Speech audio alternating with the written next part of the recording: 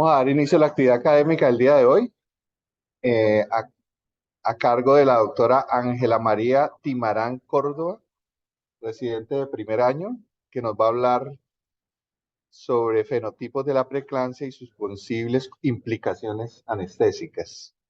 Eh, la tutoría estuvo a cargo del doctor Javier Benítez y nada, al finalizar hacemos las preguntas, los comentarios y las aclaraciones sobre el tema. Tanto para el auditorio presencial como para el auditorio por Zoom. Entonces, empecemos. Bueno, muy buenos días. Como ya me presentó el doctor Caballero, mi nombre es Ángela Timarán, soy residente de primer año y el día de hoy estaremos revisando el tema de fenotipos de la preeclampsia y sus posibles implicaciones anestésicas.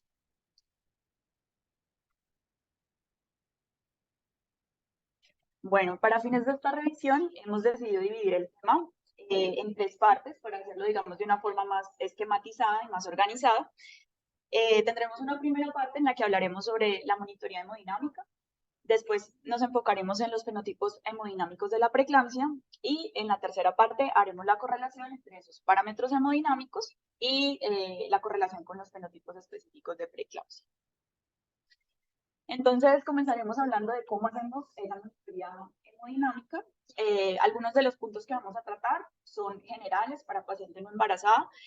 Sin embargo, haremos claridad en algunas cosas puntuales en este grupo de pacientes y sobre todo el enfoque de esta primera parte va a ser un enfoque muy práctico, dado que no es pues el tema principal de esta revisión.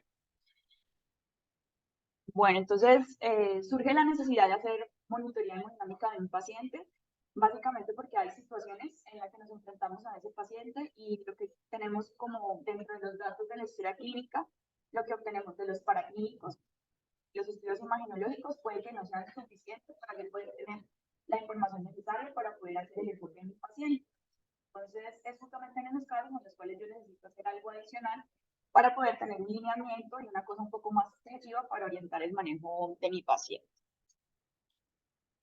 Recordamos que al hablar de monitoría hemodinámica, tenemos diferentes tipos de monitoría, teniendo la monitoría hemodinámica de tipo invasivo, teniendo la monitoría hemodinámica de tipo mínimamente invasivo y también la monitoría hemodinámica no invasiva.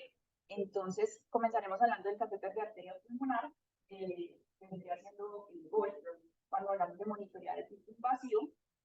Pues para recordar aquí a grosso modo cómo funciona el catéter, tenemos pues un puerto de inyección proximal, otro puerto de infusión proximal y un puerto distal. Adicionalmente, en la punta más adelante veremos cuál es la actividad.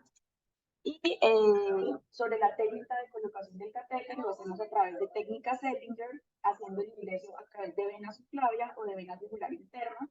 Y la idea es avanzar el catéter hacia intracardíaco para poder hacer las diferentes mediciones. El punto clave, digamos, en la colocación de este tipo de catéter, debo tener una monitoría electrocardiográfica que sea continua, ya que es la morfología de la onda la que me permite orientarme y qué parte soy durante la avance del catéter. Bueno, entonces vemos esta imagen que es como una representación gráfica de cómo quedaría el catéter una vez puesto. Entonces, ¿qué vemos? Pues estaría el catéter que lo introducimos a través de la circulación venosa periférica. Ingresamos y a través de la cava superior entraría el catéter ya hacia las cavidades cardíacas. Entonces empezaríamos por la aurícula derecha, posteriormente por la arteria pulmonar. Esta es la representación gráfica de la morfología de las ondas. Es por ello que tenemos que tener esta monitoría electrocardiográfica continua durante la colocación del catéter. A medida que no va avanzando el catéter, va viendo que la onda cambia y de esa manera puede estimar en qué parte se encuentra. Vemos acá en la gráfica A la presentación morfológica de la onda cuando el catéter se encuentra en la aurícula derecha. Si continuamos avanzando el catéter, veremos que la morfología. Y en este momento que veamos la morfología de la gráfica B, sabremos que nos encontramos en el ventrículo derecho. Continuamos el avance del catéter y cuando vemos esta tercera morfología, pues sabremos que ya estamos en la arteria pulmonar. Y aquí viene otro concepto importante y es que cuando yo estoy introduciendo el catéter, cuando ya me encuentro en las derechas, damos el balón, lo hacemos por medio de este puerto que nos sirve para la insuflación de aire. Y una vez tengo inflado el balón, yo lo continúo avanzando y es también, digamos que conducido a través del flujo sanguíneo hasta que llega un punto donde el catéter no pasa más, o sea, donde el balón no avanza y eso es lo que se conoce como la presión de cuña o la presión de enclavamiento. En el momento en que sé que el catéter no avanza más y que estoy en el punto de enclavamiento y la morfología de la onda vuelve y cambia, y vamos a ver qué es esta morfología de la gráfica. Entonces, ya vimos cómo colocamos el catéter, cómo puedo establecer en qué parte estoy. Ahora me pregunto cómo puedo hacer la medición de los parámetros teniendo el catéter puesto. Hay varias formas, pero vamos a hacer mención de las dos que más se utilizan o de las dos pues, que más frecuentemente se tienen disponibles.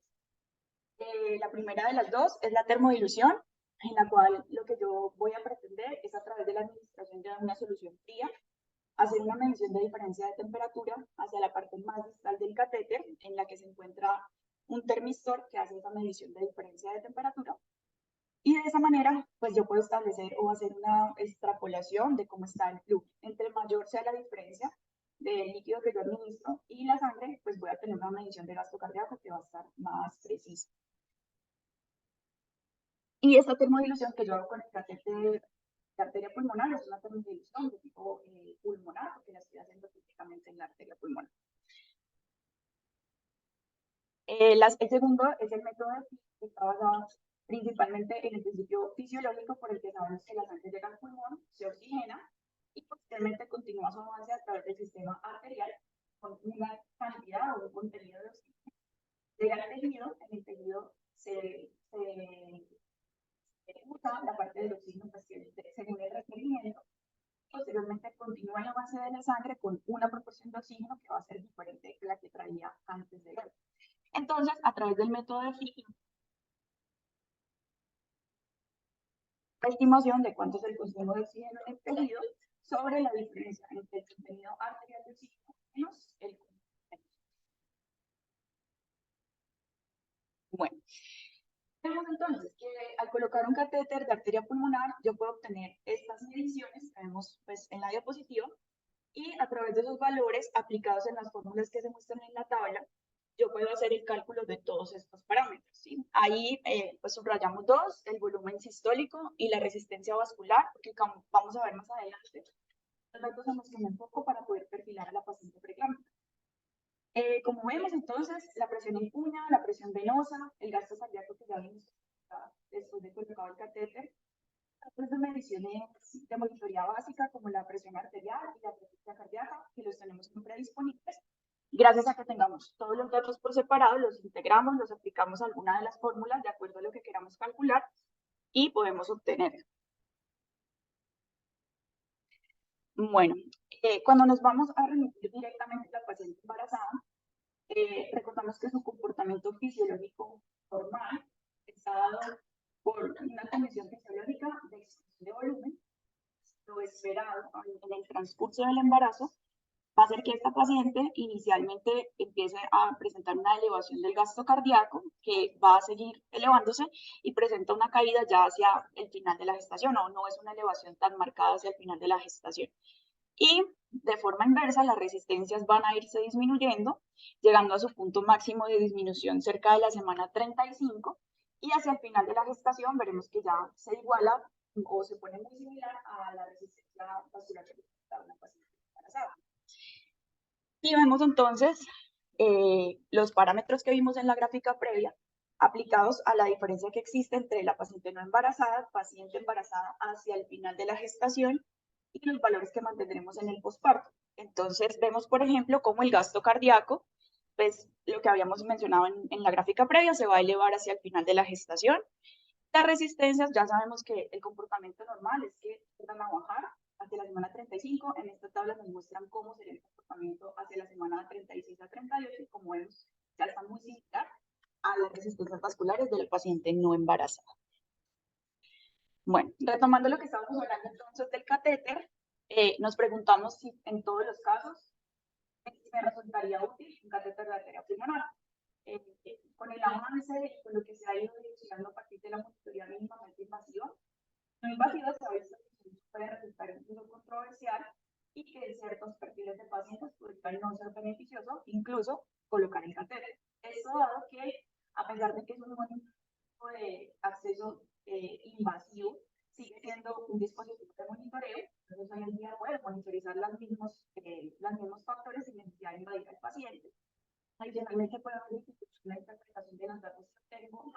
catéter, falta un consenso general que me diga cómo maneja el paciente, únicamente basado en la hemodinamia.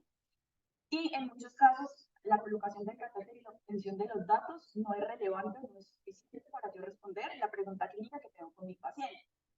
Y adicionalmente, obviamente al ser un método invasivo, puedo tener complicaciones como vascular, puedo generar neumotoras, el paciente desarrolla arritmias, puedo generar trauma cardíaco y obviamente el paciente tiene una mayor número de infecciones, por lo tanto, reservaríamos este método principalmente para la paciente que se encuentra en una condición crítica.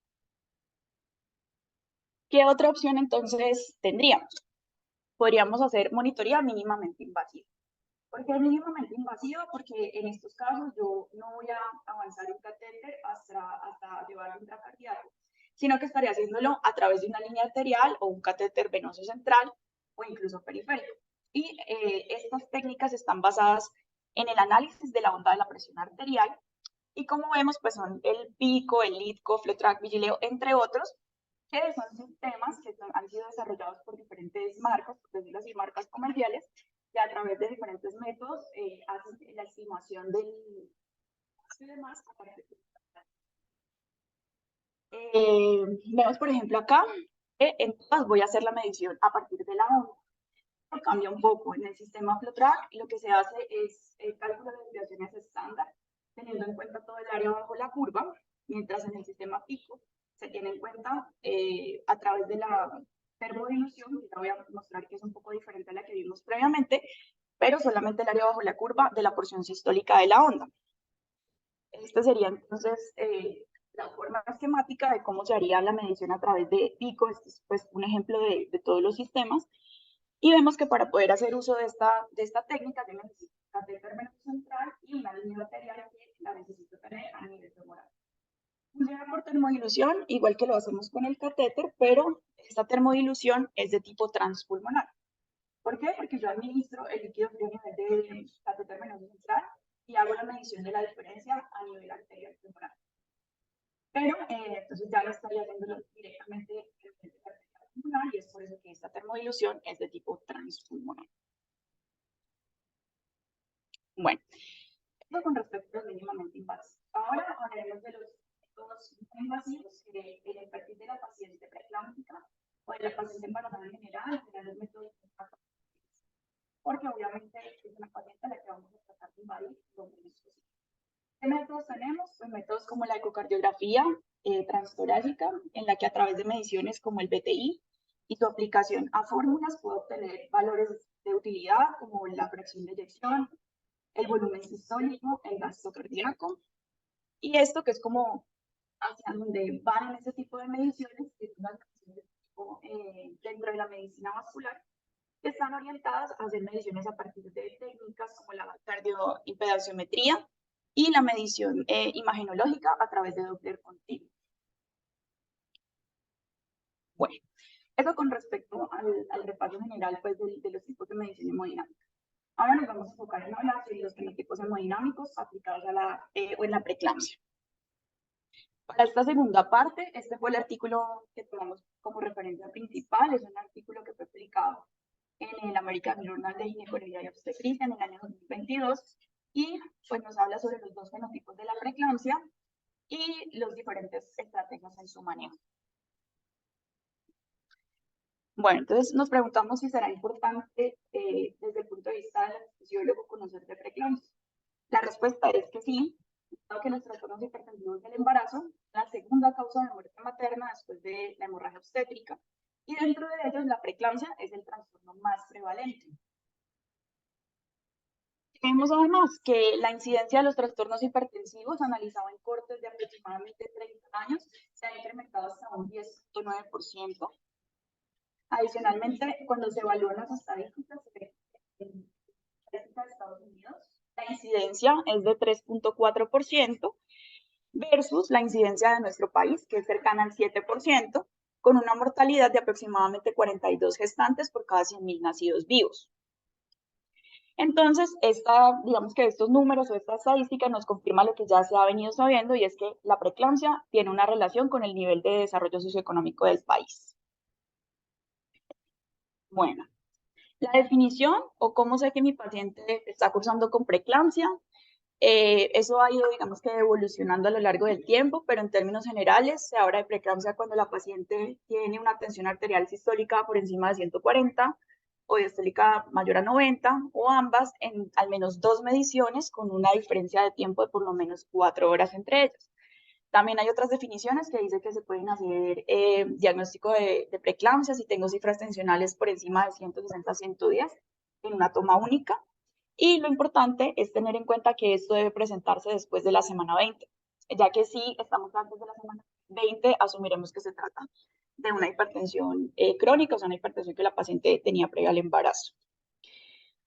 La definición de proteinuria, que ha sido como la asociación que clásicamente se ha hecho a la hipertensión para clasificarlo como preeclampsia y no como un trastorno hipertensivo del embarazo, pues vemos acá los valores, pero se ha avanzado hacia este nuevo concepto, o no nuevo, pero este concepto más reciente, que habla de preeclampsia en ausencia de proteinuria. ¿Qué vemos en estas pacientes? Que van a tener asociación de cifras de hipertensión, según las que vimos previamente, asociadas a dolor persistente y dolor severo del epigastrio, a compromiso neurológico, que en la mayoría de los casos se va a presentar como cefalea, alteración de las pruebas de función hepática, edema pulmonar, alteración de las pruebas de función renal, hemólisis o trombocitopenia y asociación a RCU.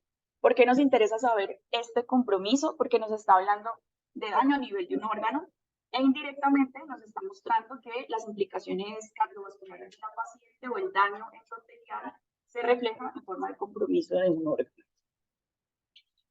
Sobre la etiología de la preeclampsia, pues se sabe que está muy asociada a la placenta, especialmente cuando la paciente presenta una angiogénesis alterada con una invasión del trofoblasto que se da de forma incompleta. Esto va a generar una vasoconstricción de las arterias espirales y son pacientes que van a tener una respuesta vasomotora aumentada. ¿Qué pasa con las pacientes? Van a tener una hiperactividad tipo simpático. Secundariamente en el tiempo desarrollan ese daño endotelial que nos explica lo que vimos previamente, que es el compromiso de un órgano. E incluso cuando se sostiene en el tiempo o cuando es muy marcada, la paciente puede desarrollar disfunción ventricular que se puede mantener incluso después del parto. ¿Cuál ha sido entonces la hipótesis hemodinámica de la paciente preeclámptica a lo largo del tiempo? Se ha dicho que la paciente preeclámptica tiene una coexistencia de un fenómeno de vasoconstricción y un aumento del volumen intravascular, y es por eso que típicamente cuando se lee sobre cómo se deben manejar los líquidos de la paciente preeclámptica, pues la sugerencia general es que se debería ser más restrictivo. Sin embargo, veremos que es poco probable que esas dos situaciones realmente puedan coexistir en la misma paciente. Y esta duda o esta nueva hipótesis nace a partir de lo que se ha aprendido de lo que se conoce de la hipertensión arterial en el paciente adulto. Y sabemos a día de hoy que no todos los pacientes hipertensos tienen el mismo comportamiento y que existen subtipos de la hipertensión, como vemos acá, hipertensión de predominio diastólico, hipertensión de predominio sistólico o hipertensión que tiene los dos factores combinados. Y hay diferencias entre los grupos, por ejemplo, con respecto a la edad, con respecto a la complianza arterial, con respecto a la resistencia vascular y con respecto al índice cardíaco. Entonces, pensar si el paciente adulto hipertenso tiene tipos de hipertensión, porque la paciente preeclámptica consideramos que solamente tiene siempre el mismo comportamiento, y a partir de ahí se plantea que existen dos fenotipos de preeclampsia. La primera es una paciente que cursa con vasodilatación y una sobrecarga de volumen, y la segunda es una paciente que cursa con vasoconstricción y volumen depletado. Por lo tanto, si lo vemos, cada fenotipo es muy opuesto al otro y por lo tanto podemos ir haciendo una estimación o ir pensando que en el momento que me enfrento a la paciente, pues probablemente tendría que hacer un manejo diferente. Esto lo vienen tratando de establecer desde hace un tiempo, incluso en este artículo que fue publicado en 1990, ellos buscaban comparar diferencias, por ejemplo, entre cómo era el comportamiento entre la paciente normal, la paciente preeclámptica con asociación a RCIU, la paciente que solo tiene preeclampsia, la paciente hipertensa crónica y la paciente con antecedente de hipertensión. Compararon estas tres ítems que serían la presión arterial, vieron cómo pues, la paciente normal tiene sus cifras tensionales normales, y entre los perfiles de pacientes se veía pues, que era muy similar, digamos que todas tienen tensiones arteriales elevadas, Cuando se analiza el gasto cardíaco, para ese momento, para ese estudio, vieron que el gasto cardíaco se comportaba muy similar. Igualmente las resistencias vasculares. Sin embargo, la limitación de este estudio realizado en 1990 es que para ellos no tuvo una relevancia la edad gestacional de la paciente y como sabemos, sí es importante el momento en el que realizó el diagnóstico. ¿Por qué? Porque hay un punto de corte que hay que tener en cuenta, que son la semana 34. Si la preeclampsia la diagnostico antes de la semana 34, estaré hablando de preeclampsia de inicio temprano. Y si nos ubicamos en esta gráfica, vemos la comparación entre los valores de presión arterial media, gasto cardíaco y resistencia vascular. Y vemos que estas pacientes que hacen preeclampsia de inicio temprano son las que se representan aquí con el cuadradito. Y aquí vemos la relación con los controles y vemos cómo el gasto cardíaco de estas pacientes está disminuido versus una resistencia vascular que está aumentada. ¿Listo? Esto además que se ha podido dilucidar o establecer a partir de estas pacientes, que son las pacientes que tienen mayor asociación a RCIU. ¿Recuerdan la diapositiva del compromiso de órgano? Tener RCIU se considera compromiso de órgano blanco asociado a la hipertensión o a la preeclampsia. ¿Listo? Entonces, este dato es muy importante porque la RCIU pues es un diagnóstico que debemos tener en cuenta no solamente para las implicaciones en el feto, sino también para las implicaciones hemodinámicas de la madre.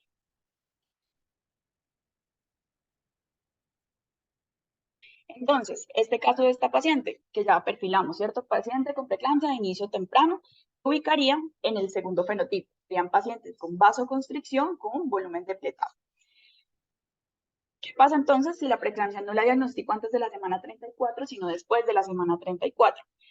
En esta gráfica está representada con estos rombos, la vemos hacia este lado de la gráfica, e igual, gasto cardíaco en estas pacientes va a estar elevado, pero la resistencia vascular va a estar disminuida. Entonces, ahí vemos que son perfiles opuestos y en este caso, pues estaríamos hablando del perfil del primer fenotipo que mencionamos, que sería paciente con vasodilatación asociada a sobrecarga de volumen.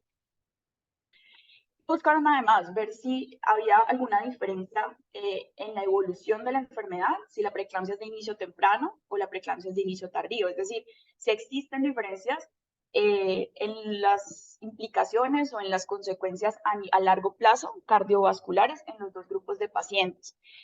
Este estudio concluyó, que vemos acá, que hay pacientes que tienen hallazgos de compromiso moderado severo del ventrículo izquierdo. Las dos tienen el compromiso en el embarazo. Este primer grupo en el caso de la preeclampsia de inicio temprano y este segundo grupo en el inicio tardío.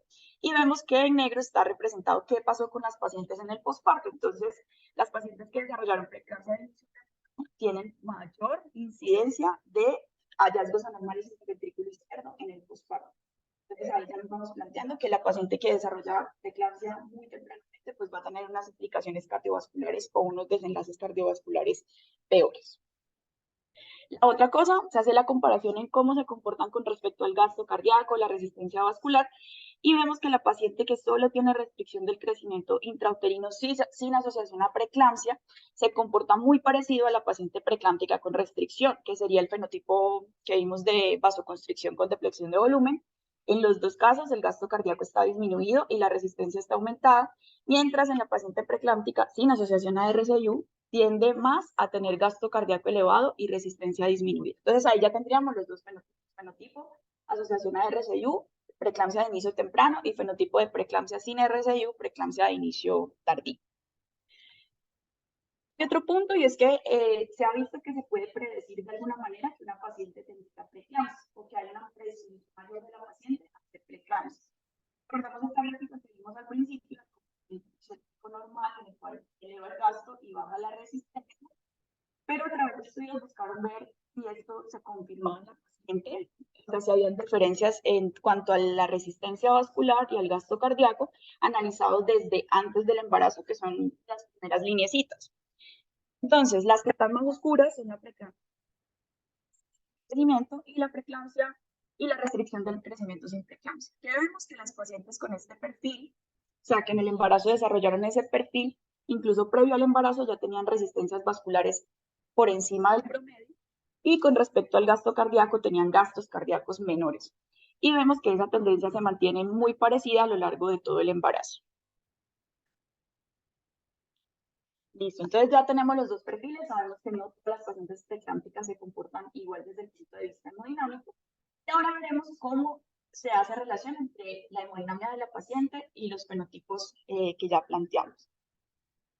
Como estamos hablando de paciente embarazada, pues la evaluación de estos parámetros necesitamos hacerla de forma que, en general, lo que nos dice este artículo es que necesitamos hacerlo lo menos invasivo posible para evitar las posibles complicaciones y los posibles desenlaces desafortunados que podemos tener al invadir a la paciente.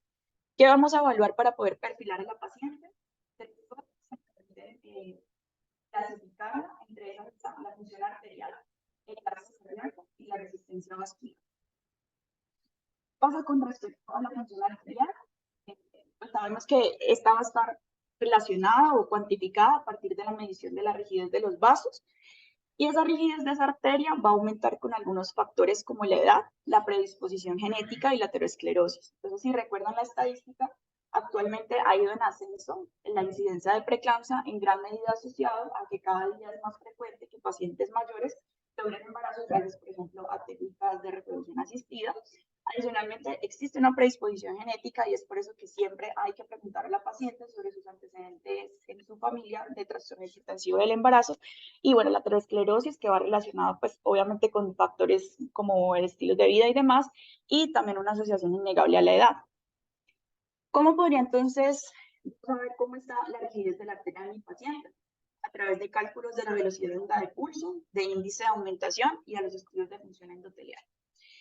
Inicialmente vimos que podría hacer cálculos de velocidad de onda de pulso a través de métodos mínimamente invasivos con el uso de los sistemas que mencioné, pero para el caso de la paciente embarazada, pues haremos los métodos no invasivos. ¿Qué es la velocidad de onda de pulso? Hace referencia a la velocidad del flujo sanguíneo que sale del corazón y se distribuye hacia el resto del sistema circulatorio. Esta velocidad va a ser inversamente proporcional a la elasticidad y la compliance de la arteria y va a aumentar con algunos factores que ya vimos, como la edad materna. También hay mayor rigidez arterial asociada a un peso materno mayor y vemos que no se modifica con la paridad. Y cuando hacemos el cálculo de velocidad de onda de pulso y obtenemos valoraciones alteradas o valores por fuera de los rangos de normalidad, tendremos una predicción de preeclampsia de inicio temprano, que recordamos que es vasoconstricción con volumen depletado, con una precisión de hasta el 82%. La pregunta, ¿cómo se mide? ¿Qué es lo que yo estoy pretendiendo medir en el momento que intento calcular la rigidez del vaso? Pues vemos que en esta gráfica vemos que hay dos trazos de onda. La primera corresponde a la onda que se genera en la arteria carótida y la segunda a la onda de la arteria femoral.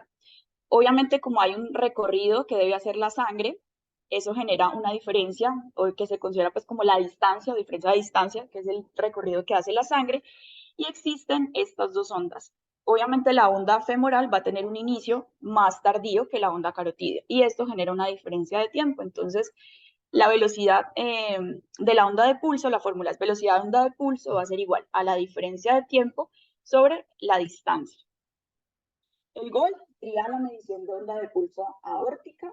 Sin embargo, es más difícil hacerla desde el punto de vista técnico, entonces la alternativa es la medición de la diferencia o la velocidad carotidio-femoral. ¿Cómo se calcularía? A través de herramientas como la oscilometría, la tonometría y el Doppler, que las vemos aquí. O sea, todas son con aparatos que conecto al paciente y a través de modelos matemáticos y de cálculos basados en fisiología, el aparato me va a arrojar unos valores y me va a permitir estimar gasto cardíaco, resistencia y demás a partir de este tipo de mediciones. Para nuestro medio, el más disponible, el ultrasonido Doppler. El valor que se ha tomado como normal son valores por debajo de 10, aunque cabe aclarar que ese valor está establecido en paciente no embarazada, pero como muchas cosas se hacen, pues ese valor se extrapola también a la paciente embarazada.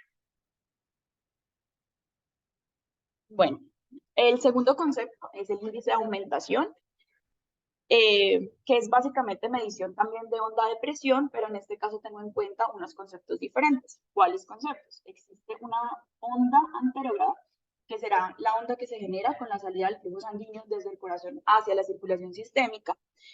Luego, la sangre avanza y al golpear con el vaso genera una onda, con la pared del vaso va a generar esta segunda onda, que es la onda reflejo. Y sabemos que existe pues la presión de pulso, que es la diferencia entre la presión sistólica sobre la presión diastólica.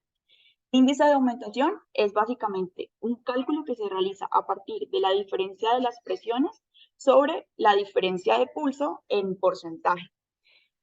Y sabemos pues que si tengo un índice elevado estaré indirectamente hablando de rigidez arterial y también se ha asociado a estimaciones de estadios preclínicos, incluso de la preeclampsia o establecer diagnóstico de preeclampsia de inicio temprano. Todos estos métodos que vemos, como les mencioné, es medicina vascular, entonces todos son desarrollados a partir de dispositivos que yo tenga conectados a mi paciente y cálculos matemáticos.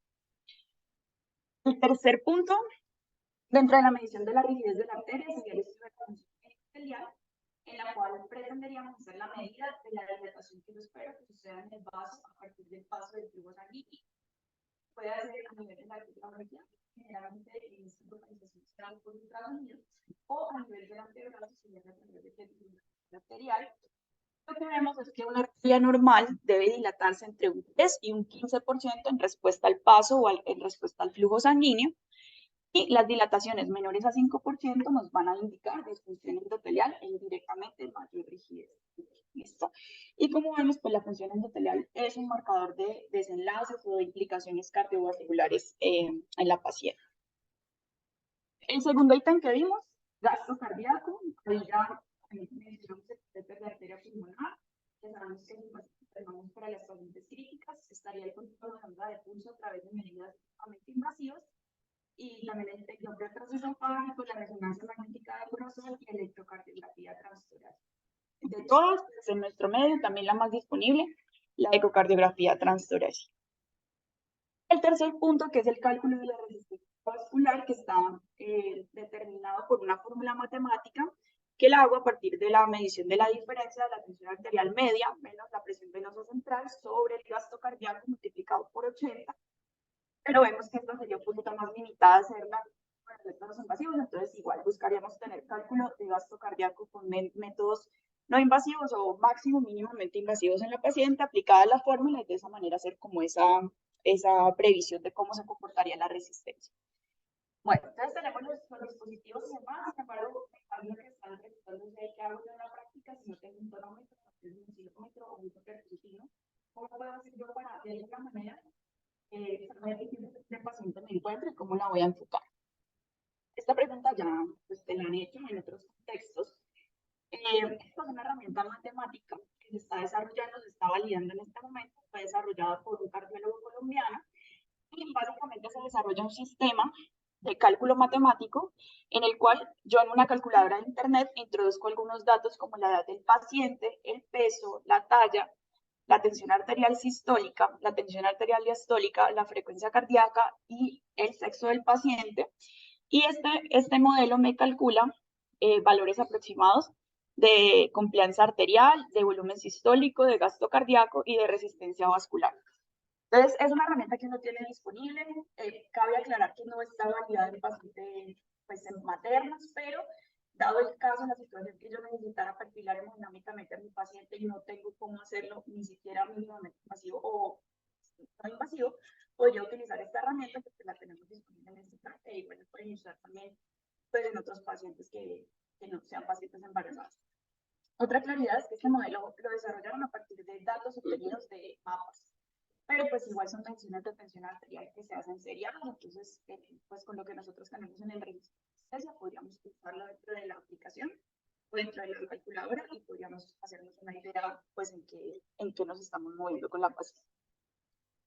Bueno, ¿qué hacemos entonces? Ya conozco el fenotipo de mi paciente, ya sé más o menos hemodinámicamente cómo se está comportando. La pregunta es ahora cómo la trato. ¿Cuáles serían entonces las implicaciones prácticas de yo perfilar a mi paciente con un fenotipo? Pues me permite que yo haga un manejo de la paciente de forma más individualizada y vemos que los manejos pueden ser tan opuestos como por ejemplo que la paciente con bajo volumen, bajo gasto y resistencia elevada se beneficia del uso de vasodilatadores y líquidos versus la paciente que tiene alto gasto, alto volumen, alto gasto y resistencia vascular baja, se beneficia incluso del uso de diuréticos. Y eso nos llevaría a cuestionarnos si realmente en la práctica lo hacemos bien con todas las pacientes. Este estudio, que se llevó a cabo en el 2008, reclutó 32 pacientes, las dividió en dos grupos, 16 pacientes y 16 pacientes, y ellos compararon cómo eran los desenlaces en un periodo de 5 a 14 días después de vincularlas al estudio, y lo que hicieron fue comparar. Esta primera gráfica representa qué hicieron con las pacientes o qué pasó con las pacientes en las que administraron donadores de óxido nítrico asociados a aumento del volumen, o sea, darle líquidos a la paciente, versus el manejo convencional que se hace, que es manejo antihipertensivo, que para fines de este estudio usaron nifedipine. ¿Qué vemos? En los dos casos se presenta disminución, ¿cierto? O sea, se presenta disminución de la resistencia vascular. Sin embargo, es mucho más marcado en el paciente en el que se hace ese manejo dual que en el paciente que se hace manejo solo con antihipertensivos. Y esta sería entonces la tabla que nos daría pues como unos puntos de corte que se han establecido para yo poder saber frente a qué fenotipo me estoy enfrentando. Entonces, el parámetro sería gasto cardíaco bajo, alta resistencia, alto gasto, baja resistencia. Ya sabemos que son el equivalente a preeclampsia de inicio temprano y preeclampsia de inicio tardío. ¿Cuál es el punto de corte de la frecuencia cardíaca materna? Para el primer fenotipo, que sean frecuencias cardíacas menores a 70, o sea, paciente con cifra tensional elevada, pero frecuencia baja. En el segundo caso, paciente con cifra tensional elevada, pero frecuencias cardíacas mayores a 90. Valores de gasto cardíaco que para el primer fenotipo son menores a 5, ya vimos cómo lo podemos calcular. Y para el segundo fenotipo, valores mayores a 8 litros por minuto. Y la diferencia en la resistencia vascular. Listo, que también ya vimos cómo se puede calcular a través de las mediciones no invasivas. Y vemos que los manejos pues, son diferentes. Entonces, por ejemplo, en el primer grupo, lo que ellos recomiendan es que se puede usar calcio antagonistas como el nifedipino, pero ya vemos, incluso en el estudio previo, que lo que mejor les va es vasodilatar a la paciente y usar combinado administración de líquidos. En el segundo del perfil de la paciente voy a preferir uso de con beta bloqueadores o alfa-2 agonistas que, si recordamos, pues funcionan a nivel de presináptico, inhibiendo la liberación de catecolaminas a la hendidura sináptica. Y adicionalmente, entonces, vemos que pues, los pacientes realmente cuando yo los perfilo, la decisión terapéutica podría ser incluso opuesta. Bueno, como conclusiones, el comportamiento hemodinámico de la paciente con preeclampsia no es siempre igual. Se proponen dos modelos hemodinámicos que serían incluso opuestos. Conocer el fenotipo de la paciente me va a permitir realizar un manejo más individualizado. Y esta que sería más que una conclusión, una pregunta que nos haríamos y es como anestesiólogos, tener conocimiento del fenotipo de la preeclampsia cambiaría mi conducta anestésica. El fenotipo de la preeclampsia de mi paciente modificaría mi manejo en el transoperatorio. Gracias.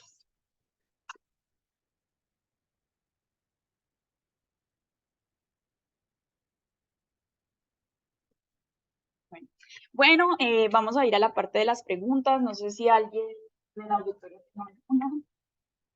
O a través de... Bueno, muchas gracias por la excelente presentación. De pronto, dos cositas de parte mía, una aclaración en el tema del pico y de la monitoreo hemodinámica. Pico y vigileo, cuando uno habla de análisis de contorno de pulso, básicamente es lo mismo, ¿no? Cuando estamos hablando de análisis de contorno de pulso. Lo que pasa es que esos sistemas pueden valorar el gasto cardíaco por diferentes métodos dependiendo del traductor que los coloque. ¿Listo? No es que pico sea por termodilución solamente, ¿no?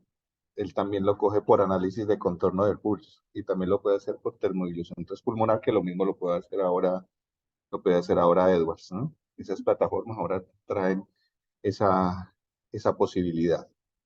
La que tú explicaste básicamente es por análisis de contorno de pulso. FlowTrack lo analiza en todo el área bajo la curva que mostraste, mientras que Pico solo lo analiza en la parte, en la parte sistólica. Lo otro es, en cuanto a propiamente el análisis de la onda de la línea arterial. Tener una onda pura, como ella demostró a nivel aórtico, es complejo, ¿no? Por eso es que la onda podríamos decir que cuando uno la ve en el monitor, pues tiene el problema de que han aparecido esas ondas retrógradas y, y exactamente, y algunas veces nos pueden generar confusión desde el punto de la morfología, sobre todo en qué punto comienza la diástole, porque como aparecen esas incisuras que algunos lo toman como P2, P3, muchas veces ese P2 no es el inicio de la diástole, y es producido por esas ondas retrógradas. Lo otro es eh, cómo se ve alterado las velocidades de flujo en relación a lo que ya hemos hablado en otros puntos, a las características de elasticidad y elastancia de todo el sistema cardiovascular.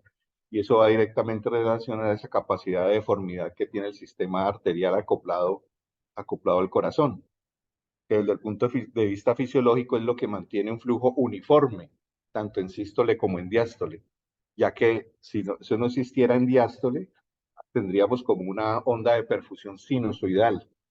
La capacidad de almacenamiento del sistema por esa capacidad de elastancia en el momento de eyección del corazón es lo que permite que en diástole el mismo sistema arterial se comporte como una bomba de perfusión en diástole. Por eso el flujo permanece continuo durante todo. Y eso es exactamente lo que dice la doctora Diana, el fenómeno de Winkiser. ¿Listo? Y nos optimiza más. Y eso es lo que también nos permite una perfusión óptima a nivel periférico. Una perfusión óptima a nivel periférico. Y eso también nos permite ver por qué la onda de línea arterial tiene un mayor grado de aumentación cuando usted pone una línea arterial a nivel femoral o pedial. Si ustedes se ponen a ver, esas ondas son mucho más grandes, pero la diferencia entre sístole y diástole es mayor, ¿no? La diástole es más tardía. Lógicamente, en una paciente patológica como una preeclampsia, toda esa mecanismo de elasticidad y elastancia se van a ver bastante comprometidos, ¿no? Y miren que usted lo dijo bien interesante, ¿no? Entre mayor capacidad, o no como capacidad, sino elastancia tenga, pues las velocidades de flujo van a ser mayores, ¿no? Van a ser mayores porque él ya se va a vasoconstricir un poco más. De hecho, eso es una cosa, el hecho de que tenga velocidades mayores no quiere decir que tenga un flujo óptimo mejor, ¿no? Y eso se puede uno subrogar cuando uno pone el dedo en la manguera que está regando el césped, ¿no? Usted le disminuye el flujo, pero la velocidad aumenta. Por eso no todos los cambios de flujo indican que haya mayor flujo, ¿no? No todos los cambios de velocidad de flujo. Eh, Interesantísimo cómo podemos ubicar estas pacientes en los dos perfiles, ¿no? Porque desde el punto de vista anestésico nos puede orientar muchísimo mejor a cómo manejarlos, como hablábamos con Javier ahorita cuando estaba haciendo la charla. No vamos a ponerle volumen a todo el mundo, podríamos ser más permisivos. Yo creo que ahora sí el tutor venga y dé sus apreciaciones. Eh, Llega el doctor Javier Benítez, por favor, acercarse al micrófono. Pues, quiero felicitar a Ángela, pues, porque pues haciendo una reunión, pues, una charla muy completa con tantos conocimientos de fisiología. Y pues quería era de pronto eh, hacer la apreciación que estamos haciendo con Fabricio ahora, y era que es posible que hacia un futuro, cuando nos veamos enfrentados a una paciente materna que con preeclampsia, que va a ser ya, por ejemplo, para una cesárea, es posible que, digamos que eso que hacemos tan rutinario, que es como colocar una espinal y pongamos una espinal y con eso pues resolvemos todo, posiblemente eso va a terminar siempre siendo lo mismo. Yo creería que de pronto las pacientes con preeclampsia, eh, el uso de monitoría previa, o sea, digamos, uno podría trabajar hacia futuro si nosotros podemos, antes de tener una paciente de estas, nosotros mismos poderla perfilar. ¿En qué sentido? Porque como dijo Ángela, pues las pacientes de inicio temprano tienen un gasto bajo y una resistencia aumentada, son pacientes relativamente hipovolémicas. Y miren que uno puede hacer, digamos, la medición del gasto, pues teniendo en cuenta esta medida que le encanta al doctor Gallero, que es el BTI. Entonces uno puede, determinando el BTI, que es, después uno, con lo cual uno determina el volumen sistólico, es simplemente multiplicarlo por la frecuencia, usted ya tiene el gasto cardíaco, usted ya puede determinar en qué punto está en el gasto, y midiendo la velocidad carotidia y la velocidad a nivel femoral con un Doppler, simplemente usted puede hacer la fórmula haciendo digamos, el delta de tiempo sobre el delta de distancia, y usted puede también determinar ahí si la paciente tiene o no resistencia aumentada. Esto lo podemos hacer nosotros, digamos, uno podría perfilar a la paciente así. Quería que las pacientes preeclánticas, sobre todo las que tienen mucha severidad, son pacientes que uno debería ser incluso más agresivo en la monitoría, de pronto que llegaran con línea arterial ya desde gineco o nosotros colocarla. Y aunque la técnica anestésica puede ser simplificada, como que vamos a poner una espinal, eh, es posible que, digamos, la paciente que se le hace una cesárea por una preeclampsia de inicio temprano, pues esas pacientes posiblemente uno las pueda cocargar y ser un poco más liberales en los líquidos. De hecho, se beneficiarían de que estén ligeramente vasodilatadas por la anestesia espinal. Y digamos que el manejo de la hipotensión en esas pacientes ahí podría ser con líquidos un poco más liberales y de pronto algún vasopresor si la presión se baja mucho. Diferente a la paciente que tiene preeclampsia de inicio tardío, después de la semana 34, en el cual están sobrecargadas, ¿sí? Esas pacientes pues tienen un gasto muy aumentado con resistencias ligeramente bajas, y es posible que cuando usted ponga la espinal, pues el manejo de la hipotensión no va a ser ponerle más líquido, sino un inicio temprano del vasopresor para poderle manejar la hipotensión durante el transoperatorio. Entonces, digamos que nosotros como anestesiólogos en un futuro podríamos, digamos, tratar de perfilarlas y con eso también tener una cierta planeación de la técnica anestésica, que como digo, siempre va a ser técnica neuroaxial, pero posiblemente el manejo de vasopresor va a ser más agresivo en el grupo de preeclampsia después de la semana 34 versus las pacientes que tienen preeclampsia de inicio temprano. Digamos que está también en mora si de pronto esta tabla que mostró la doctora al final, que es bastante fácil de realizar, pues mirar si se puede hacer un estudio y tratar de correlacionar los datos que nos da la tabla y la predicción que nos da sobre la resistencia vascular con algún dato ultrasonográfico. O sea, digamos, si la resistencia que nos da ahí, porque como está hecho en pacientes no embarazadas, entiendo yo, digamos, se puede hacer correlacionándola con los datos ya sea por el índice de aumentación o determinando la resistencia con el con el delta de tiempo sobre el delta de distancia, y mirar si esa tabla sí puede ser aplicable. O sea, eso da pie para que uno pueda hacer este tipo de estudios y mirar si una tabla de estas también nos puede ayudar para poder perfilar previamente nuestros pacientes. No sé si haya de pronto más preguntas del auditor.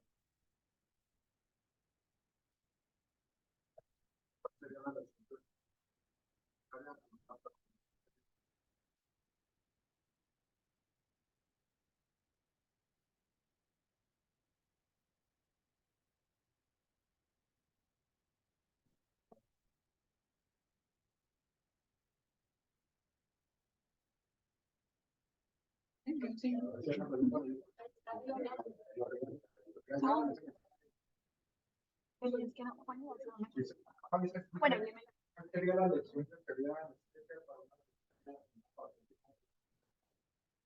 ok, bueno, eso es lo que está ahorita hablando el doctor Benítez, pues realmente si revisamos qué está reportado en la literatura, no vamos a encontrar diferencias marcadas. En todos los casos, la elección será siempre la anestesia espinal.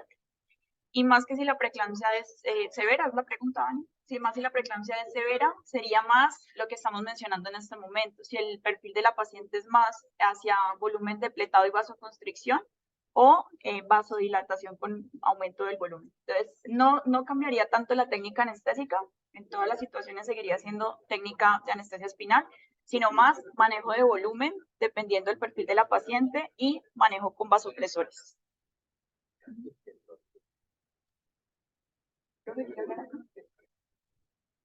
Bueno, ¿hay más preguntas?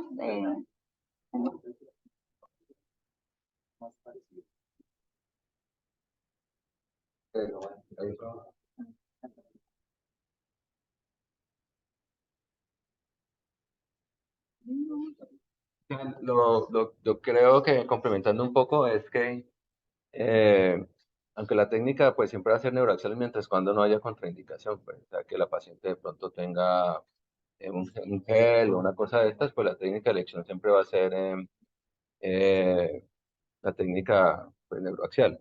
Eh, en las pacientes con preeclampsia severa, pues yo creo que el uso de monitoría invasiva con una línea arterial pues debería ser casi que mandatorio. Y pues aquí estamos haciendo la discusión que en las pacientes de preeclampsia de inicio temprano, o sea, no estamos diciendo que vamos a sobrecargarlas, sino que podemos ser un poquito más liberales de pronto con los líquidos, pues sobre todo porque son pacientes que están más, fisiológicamente están más depletadas de volumen, ¿sí? O sea, no es que le vamos a poner 2000 de líquidos a una paciente de estas, pero digamos que uno podría usar cargas más racionales y ser un poco más amplio. Porque, como decía aquí el doctor Velázquez que estaba comentando, pues las pacientes que hacen preeclampsia de inicio tardío, pues ellas hacen casi que los mismos cambios de la fisiología normal, pues que aumentan el gasto cardíaco, la resistencia también se aumenta, y posiblemente pues esas pacientes, eh, digamos, los líquidos no, pues no vamos a ser como tan liberales, posiblemente pues el manejo con un vasopresor más tempranamente podría ser algo que les que pueda ir bien. Hay algo que uno también puede como racionalizar un poco y es de lo que dice la charla que dice Ángela, es que posiblemente la paciente preeclántica severa, que ya la severidad también está marcada por la restricción del crecimiento intrauterino, pues son pacientes que uno sabe que su comportamiento per se, o sea, si ya tienen restricción, pues son pacientes que tienen gasto bajo y tienen una resistencia mucho más aumentada, ¿sí? Entonces son pacientes que posiblemente les puede ir un poquito, las complicaciones pueden ser un poco más mayores.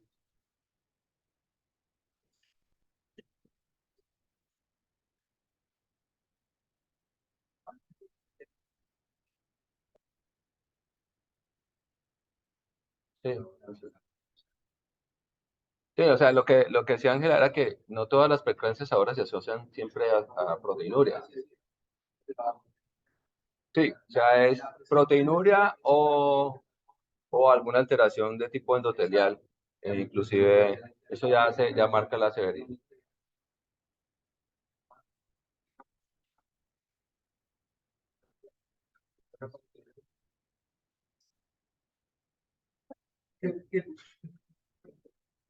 ¿Qué tanto, digamos, no puede llegar a manejar las pacientes? ¿Sabes? Sí, listo que debe uno manejar un poco de volumen, pues más liberal, pero ¿cuál Sí, o puede ser sea, el pero digamos que punto? las cargas digamos, no van a ser de 1000, pero pueden ser cargas pequeñas, de 300 en 300.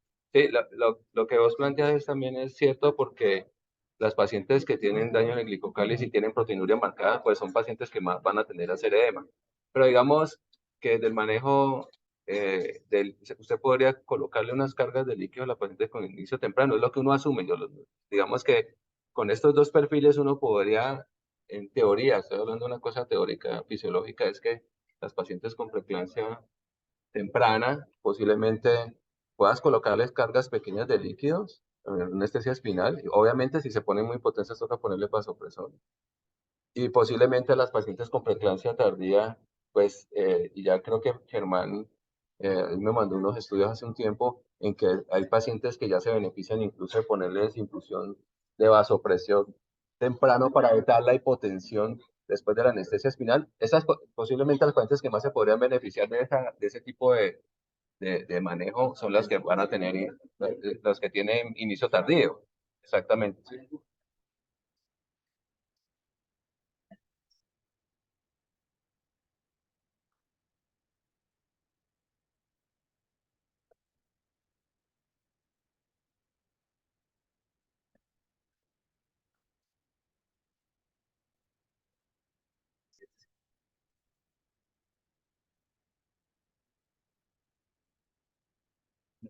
no solamente para que vaya a las preclánticas, no solamente para que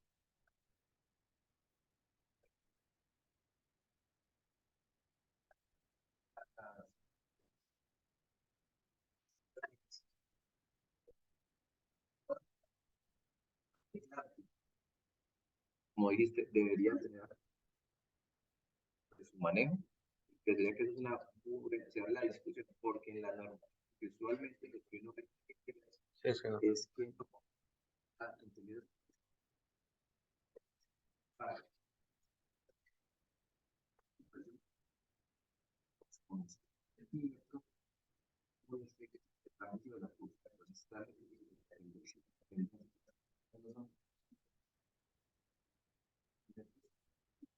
porque no va a ser una preclántica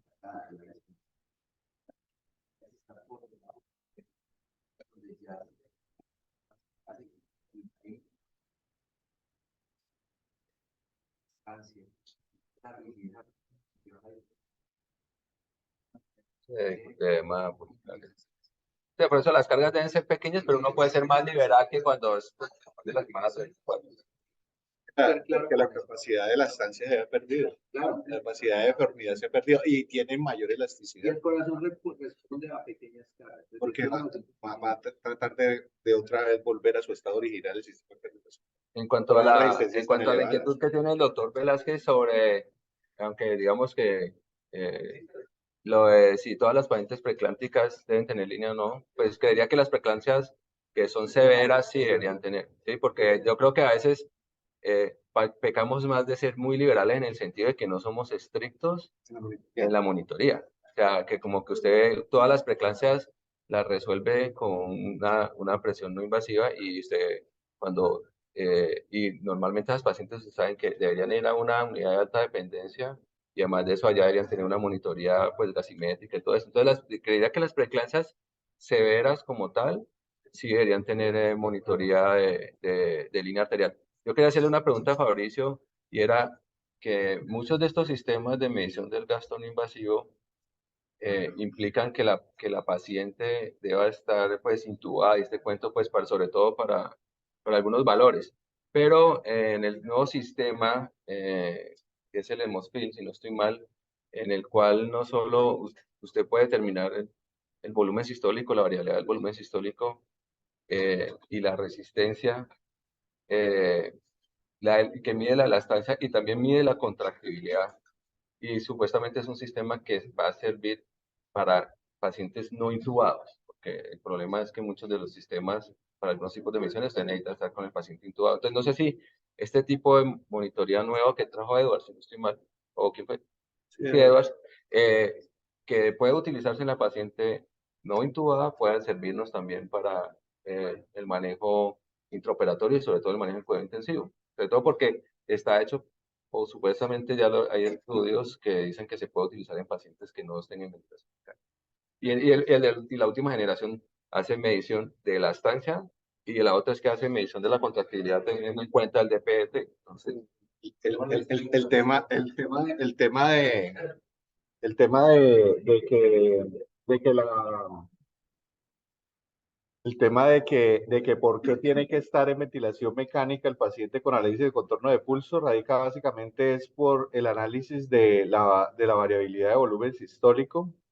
En estos pacientes espontáneos sí varía mucho. El tema del gasto cardíaco, ahí todavía hay algunas discrepancias entre el dato del gasto cardíaco que le da a estos sistemas de análisis de contorno de pulso, ¿no?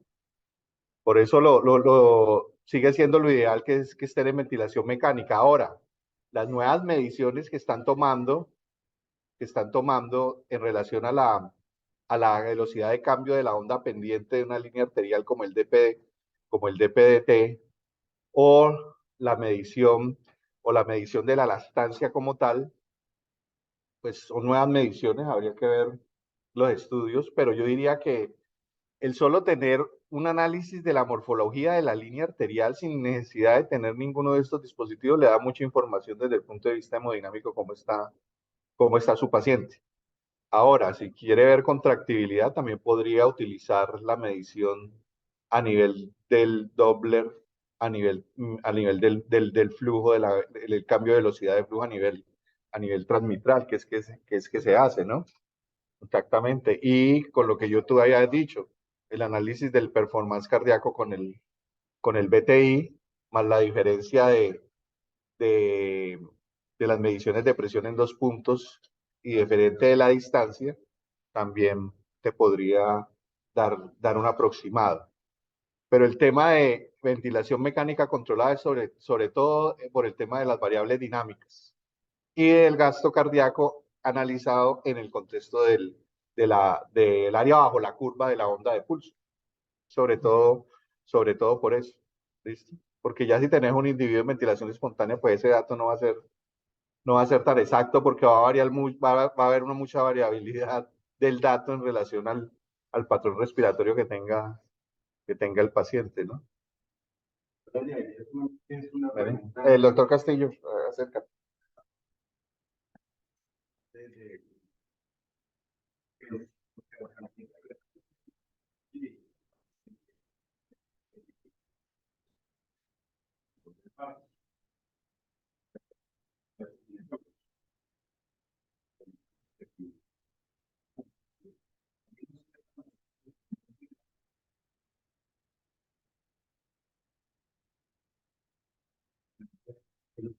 Otros medicamentos que tanto modifican el fenotipo.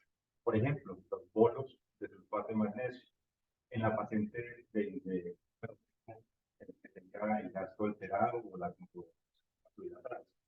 Entonces, ¿qué tanto alteraría allí todos estos medicamentos? Al revés, porque a nosotros llega, yo creo que ya el fenotipo ha cambiado por las intervenciones farmacológicas que se han hecho por parte del grupo de inmunología. Todo esto lo veo muy útil en una UCI de cuidado obstétrico, una UCI de alto riesgo obstétrico para hacer el manejo de estos pacientes. Pero a nosotros nos llega en el mejor de los escenarios en que ya ha recibido un tratamiento farmacológico con vasodilatadores o con antiinflamatorios, o sulfato. La pregunta es qué tanto incide el sulfato para tomar una decisión en el momento del manejo anestésico en estos pacientes. Pues realmente, la parte, digamos, de la división o de clasificar a la paciente según el fenotipo, lo que se encuentra está más hacia el momento de la temporalidad del diagnóstico. Y al final, lo que uno ve en la práctica, incluso para los ginecólogos, es que el manejo se sigue haciendo igual. O sea, se les sigue dando manejo con antihipertensivos, allá manejan mucho, por ejemplo, la dopa, eso, o sea, estaría de acuerdo a la tabla, pero no, los propios ginecólogos no hacen un manejo diferencial. Diferente porque es algo que este artículo es de que está estudiando hace tiempo, pero es algo que apenas está como intentando establecerse. Realmente lo que revisé no había algo específico con la preocupada del sulfato de magnesio. No sabría qué repercusión podría tener eso para el momento del transoperatorio. Pero sí creería yo que lo que más impactaría sería que la paciente llegue relativamente control de mis cifras de tensión arterial para el momento y que dependiendo de lo que decíamos con el profe Benítez, que yo tenga más o menos idea, podría servirme de referencia en el momento del diagnóstico. Por ejemplo, por historia clínica, ver en qué momento o en qué semana se hizo el diagnóstico de preeclampsia. Y de esa manera yo diría, bueno, esta paciente la hizo muy temprano, la hizo antes de la semana 30, por ejemplo, entonces la perfilo más como un inicio temprano y la manejo como una preeclampsia de inicio temprano. Y si me dicen, no, la paciente hizo preeclampsia hacia la semana 34, 35 o 36, ya sé yo que es preeclampsia de inicio tardío y haría el manejo diferencial sobre todo en cuanto a líquidos y vasopresores. Pero como tal en la evidencia no hay nada que lo reporte puntualmente.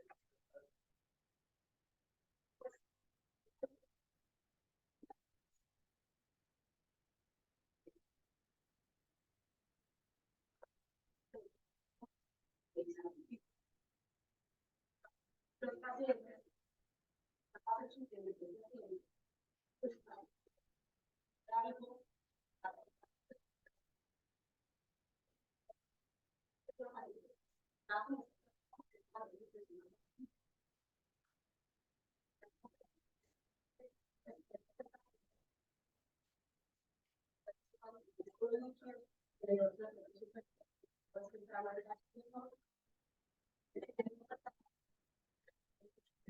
A mí me parece con lo que nos caracterizarlo en cuanto a mortalidad, dado las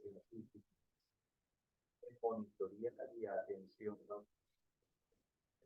Postquirúrgico, que a más temprano hay más toxemia, más cambios de movimiento, disfunción endotelial, y no sé si hay relación dentro del espectro de preeclampsia severa, síndrome de y tal vez estar asociado porque pues entonces ojo porque sí, entre más temprano la preeclampsia, más riesgo de que se te vaya. Y es importante que en principio la mortalidad materna debería ser prevenir el promediado del 82%. Y después de el sangrado obstétrico, declara la segunda causa de mortalidad, y si son los tres órdenes de código rojo, atención adecuada al paciente con preeclampsia y sepsis relacionada en brazos, en esos hay está gran parte de la mortalidad. Entonces, yo pienso que este perfil es muy importante para la atención hospitalaria y para determinar también severidad, no lo sé. No, sí, Como esa percepción.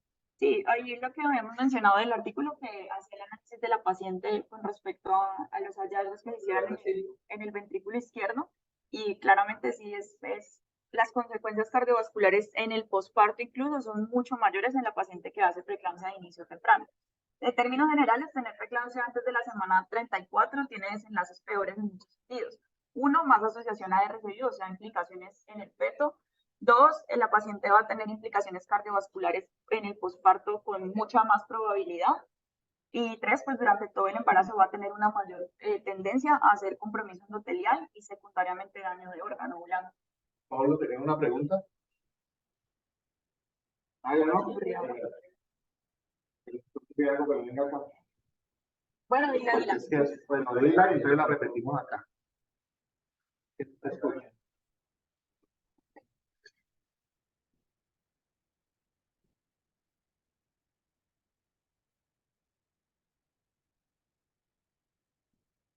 Bueno, mi pregunta es tengo dos preguntas. La primera sobre el segundo fenotipo. Mira, uno ve que hay una práctica clínica muy habitual y es el uso de bolos de norepinefrina de 8 a 16 microgramos. Se ha visto que con esos bolos tienen más marcadas las bradicardias en los pacientes. Pensaría yo que es preferible pacientes del segundo fenotipo usar bolos de norepinefrina o usar norepinefrina. La segunda pregunta es más como en el tipo de UCI, aprovechando los sistemas que hay aquí. Por ejemplo, bioreactancia, ¿qué tan útiles las pacientes maternas? Bueno, entonces, pues como tal, para darte una respuesta basada en la evidencia, no hay algo documentado, y específicamente en el grupo de pacientes maternas, pues es muy limitado lo que se tiene y más difícil hacerlo el estudio desde el punto de vista ético y logístico y demás. Con respecto al si dar bolos o dar infusión, la verdad no encontramos nada puntual. De hecho, si vas a buscar qué hacer desde el punto de vista anestésico con cada fenotipo, no hay algo concreto, porque es algo que, como te digo, están dilucidando apenas que existen los dos perfiles. Más es cómo sería tu decisión con respecto a cómo te llega la paciente en el momento, o sea, clínicamente en el momento, más que de acuerdo al fenotipo, que exista algo estandarizado que te diga si la paciente tiene preeclampsia temprana o preeclampsia tardía, la doy infusiones, le doy bolos, pues no hay nada como tal concreto. Es un punto de partida para desarrollar investigaciones. De hecho, ya hay trabajos donde, digamos, hay pacientes que en el momento que se empieza a hacer la anestesia espinal, es preferible empezar con infusiones que con bolos. ¿Sí? Entonces, les va mejor, sobre todo porque, pues, digamos, hay mayor estabilidad y no está con esos picos y esos valles. Y creería que lo que se produce de la bradicardia cuando el bolo es demasiado elevado para la paciente y la poscarga tan alta produce bradicardia. Pero sí, ya hay estudios con infusión continua.